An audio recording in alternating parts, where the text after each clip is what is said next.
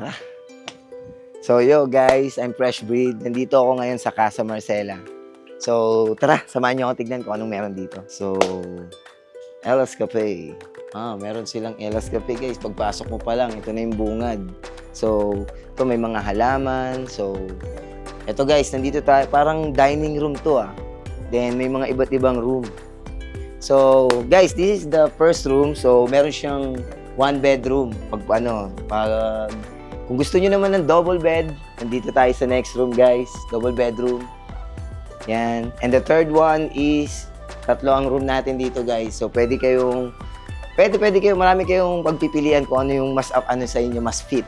So, eto guys, itong area na to is dining room, guys. So, pwede kayong magkape dito kung kakagising nyo lang. Gusto nyo ma-relax. And syempre, guys, dito papasok tayo sa pinaka-main vibes ng lugar, which is the conference room, guys. Tignan nyo mabuti. Sobrang grabe, napaka-aesthetic ng lugar. So, ito yung area ng mga pwede VIP dito, guys. Actually, pwede kayong mag-meeting, family dinner. So, ito may malaking TV, pwede kayong mag-relax. So, marami kayong pwedeng gawin dito para kung ano man pwede nyo pag-usapan. And then, dito, guys, pasukin natin tong barkada room or family room, guys. Tignan natin. So, yun. So, this is the family room, guys. Meron siyang 3 bedroom. Yan, sobrang solid. Kumbaga hindi kayo magsisiksikan kung marami kayo. And syempre, bago natin, ano pa ba ang kailangan natin gawin? Ipakita muna natin yung napaka-aesthetic na CR nila, guys. Ipakita natin ang napaka-aesthetic na shower room, guys. Tignan natin. Yan, So, sobrang, alam mo yun, para kang nasa island vibe. Grabe, nagsashower ka. Pwede ka kumanta, pwede ka sumayaw, di ba? Abuti ka ng ilang oras mag-shower. So, yun. At syempre, guys, kung nalilitan pa kayo dito, as in marami pa kayong kasama, pwede natin gawan ng paraan yan. Like, meron tayong another room, tagus lang, guys. So, ganun din, meron ding 3 bedrooms. Meron ding 3 bed. So, ito yung CR, guys. Kung titignan nyo, meron din siyang TV. Meron siyang maliit na rep. Yan, din. At saka ang ganda ng ilaw niya, guys. Para siyang studio vibes. Di ba? So, tara, samahan niyo ako dito, guys. Meron pang isang solid na area dito na parang kung saan mo talaga gusto mag-relax. So, this is the pool area, guys. Ito siya.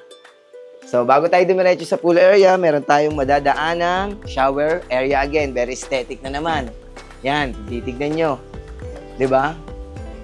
And, syempre, merong mga aesthetic na sopa, upuan, tsaka napakagandang painting.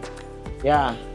Actually, guys, etong pool area, meron siyang mga iba't ibang klaseng ng upuan na pwede kayong mag-groupings vibe. Meron ditong bar area. Then, ito, may upuan dito na parang, alam mo yun, gusto mo lang magkape-kape. Pag kaagising mo lang, gusto mo lang may sariling mood. And, syempre guys, ang pagkakaalam ko is, ang owner natin dito sa Casa Marcela is, isa siyang musician, chef, architect. So, guys, kung gusto niyo umorder ng mga foods, or kung ano man, meron silang menu.